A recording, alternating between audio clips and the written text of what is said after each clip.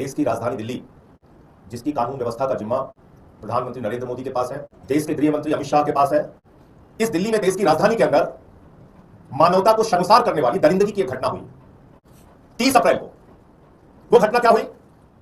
एक मासूम बच्ची को, उसकी मां 3 साल की मासूम बच्ची को स्कूल लेके जाती है जनकपुरी में, प्राइवेट स्कूल के अंदर, और उस बच्ची को पढ़ने के लिए वहां छोड़कर आ जाती है, ये सोचकर कि हमारी मासूम बच्ची को यहां पर शिक्षा मिलेगी।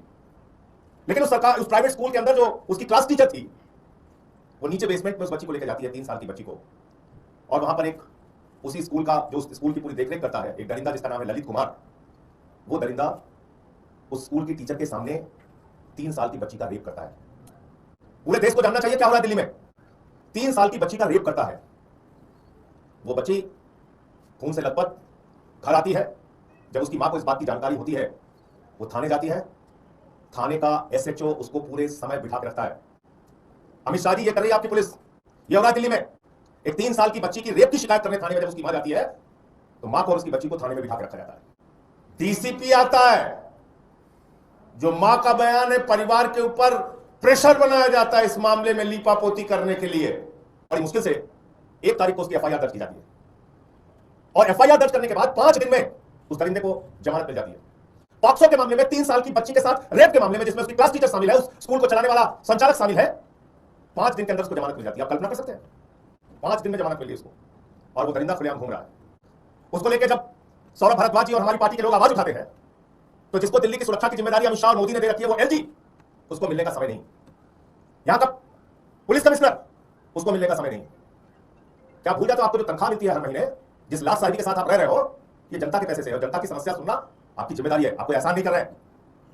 आम आदमी पार्टी के दिल्ली के प्रदेश अध्यक्ष वहां जाते हैं कि पॉक्सो के मामले में जमानत कैसे हो गई, एलजी साहब इसका जवाब दीजिए, पुलिस वाले इसका जवाब दीजिए, तो उनको घसीट घसीट के पकड़ के गिरफ्तार किया गया। कल वो दृश्य आपने देखा होगा। उसकी कोई चिंता नहीं है।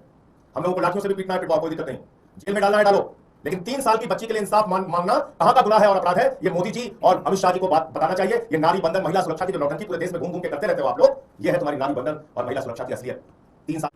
आज एक वारदात और सामने आई है, बस के अंदर, चलती बस के अंदर गैंग रेप की घटना। निर्भया कांड की पुनरावृत्ति, निर्भया कांड दोहराया गया दिल्ली के अंदर फिर से। एक महिला के साथ बस के अंदर 2 घंटे तक वो बस घूमती रही और गैंग रेप किया गया बस के अंदर। ये देश की राजधानी की सुरक्षा व्यवस्था है, ये महिलाओं की सुरक्षा है, ये बच्चियों की सुरक्षा है। और उसके बाद उस पर कोई आंदोलन होगा, प्रोटेस्ट होगा, कोई आवाज उठाई जाएगी तो लाठी मार रहे हो, घसीट रहे हो, पीट रहे हो। तो इसलिए महिला सुरक्षा के मामले में आज दिल्ली एक अपराधों का गढ़ बनता जा रहा है और महिलाओं की सुरक्षा तार-तार की जा रही है। ये बहुत बड़ा मुद्दा है, बहुत गंभीर विषय है, और इस पर केंद्र की सरकार को, एलजी को और पुलिस ऑफ कमिश्नर, जो कमिश्नर ऑफ पुलिस दिल्ली के हैं, उनको जवाब देना चाहिए। एक बात जो बहुत सबसे बड़ी गंभीर है, वो मैं बता दूं कि ये 5 दिन के अंदर पॉक्सो के मामले में जमानत कैसे मिली। क्योंकि जानकारी मिल रही है कि उस दरिंदे का संबंध, उस स्कूल का संबंध, उस स्कूल के संचालकों का संबंध भारतीय जनता पार्टी के किसी बड़े नेता से है। उसको बीजेपी के किसी बड़े नेता का संरक्षण प्राप्त है। समय के साथ उसकी भी जानकारी आपको हो जाएगी। तो इसलिए दरिंदों को बचाने के लिए आप लोग काम मत कीजिए, दरिंदों के खिलाफ कार्रवाई करने के लिए काम कीजिए। ये मैं कहना चाहता हूं, मुझे इतनी बात कहनी थी। आप लोगों का कोई प्रश्न आप पूछ सकते हैं।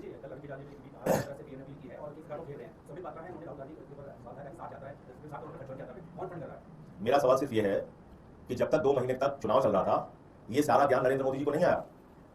और चलो, ज्ञान आपने दे दिया, ज्ञान देने के बाद तुरंत आप खुद से रोड शो पे निकल गए, एयर शो आप देख रहे हैं, और उसके बाद शपथ ग्रहण का समारोह हो रहा है असम में, ज्ञान देने के बाद, और उसमें लाखों लीटर पेट्रोल डीजल फूंका जा रहा है आपके भव्य आयोजन में। करते ना एक राज्यपाल के कमरे में जाके शपथ ग्रहण, पहले भी तो होता रहा है शपथ ग्रहण। तो इसलिए कथनी करनी में आपका ये दोहरा चरित्र जो है, वो पूरी दुनिया देख रही, पूरा देश देख रहा है।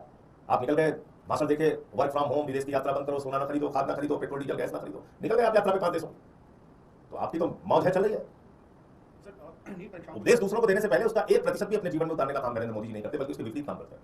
नीट परीक्षाओं को लेकर अरुण केजरीवाल का कहा था कि जेनजीज को सड़क पर उतरना चाहिए। आरोप लगा कि प्रोवोक करने की कोशिश कर रही है आम आदमी पार्टी, और दूसरी तरफ सीबीआई का एक्शन तो चल रहा है इस मामले में। तो इस तरह की बयानबाजी विपक्ष में सीबीआई के एक्शन के बारे में केजरीवाल साहब ने बहुत साफ तौर पे बताया था कि किस तरह से सीबीआई काम कर चुकी है इस मामले में। जो पहले पेपर लीक हुआ था, उसमें 90 दिन तक चार्जशीट दाखिल नहीं हुई थी, मेरे ख्याल से 2024-25 में, और उस समय उनको जमानत मिल गई थी सिर्फ इस आधार पर कि 90 दिन तक सीबीआई ने चार्जशीट दाखिल नहीं की थी। तो हो क्यों रहा है ये पेपर लीक करने वाले गुनहगार, ये सब के सब भारतीय जनता पार्टी से जुड़े हुए हैं।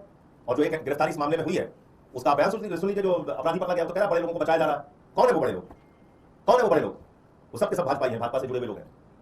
तो इस देश के नौजवानों को ये सोचना चाहिए कि तुम्हारी जिंदगी के साथ, तुम्हारे भविष्य के साथ भारतीय जनता पार्टी खिलवाड़ कर रही है, ये पेपर लीक करवा रही है। और इसमें केजरीवाल जी का जो आह्वान था कि आपको आंदोलन के लिए सड़क पे आना चाहिए, जनजीत के लिए उनका जो आह्वान था कि आपको सड़क पर आना चाहिए, आंदोलन करना चाहिए और इन अपराधियों को सजा करानी चाहिए, तो वो कोई गलत बात नहीं है। और उन्होंने इस बात को एक आह्वान, एक अपील के तौर पर कहा है, तो आना चाहिए, इसमें कौन सी गलत बात है।